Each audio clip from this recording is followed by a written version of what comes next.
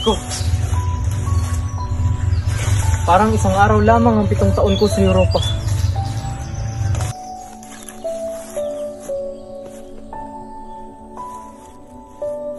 Binata, mag-ingat ka sa lihim ng iyong mga kaaway.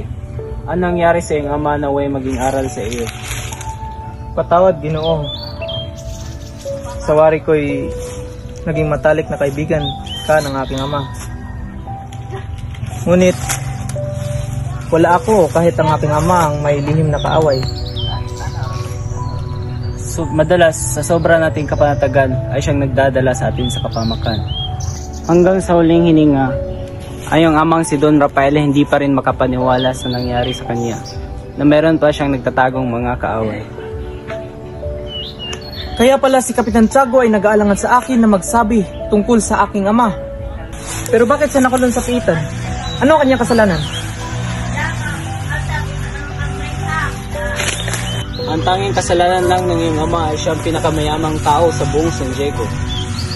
Ngunit, huwag kayong mag-alala, sapagkat ang mabulok sa bilangguan ng bansang ito ay may turing na isang kabayanihan. Minsan ay may isang artelyero na nangungulikta ng tributo sa mga mamamayan. Ang artelyerong ito ay mangmang at hindi marunong magbasa at sumulat. Galit ang mga tao sa kanya dahil sa kanyang kalupitan. Upang makaganti, ang ibang mga mamamayan ay binabaliktad ang kanilang sedula kapag pinapirmahan na ito ng kabisa. Isang araw, isang bata kasama ang kanyang kapatid ang niloko sa kabesa. Hindi marunong bumasa! Balik ka dito, ayaw mo makulong. Aba, alam mo namang mas malaki pang tiyan niya kaysa sa utak niya.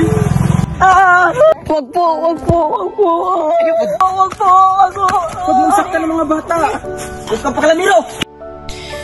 Nakita iyon ng mga tao. Sinakluluhan nila ang artelyero at naidala sa pagamutan. Kinalaunan ni namatay ang artelyero na siyang ikinakulong ng iyong ama Ibarra.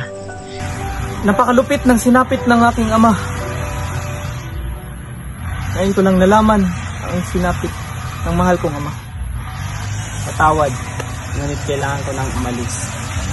Muchas gracias, Teniente, sa pagbahagi mo ng iyong alam sa aking ama. Di nada, Senyor Ibarra.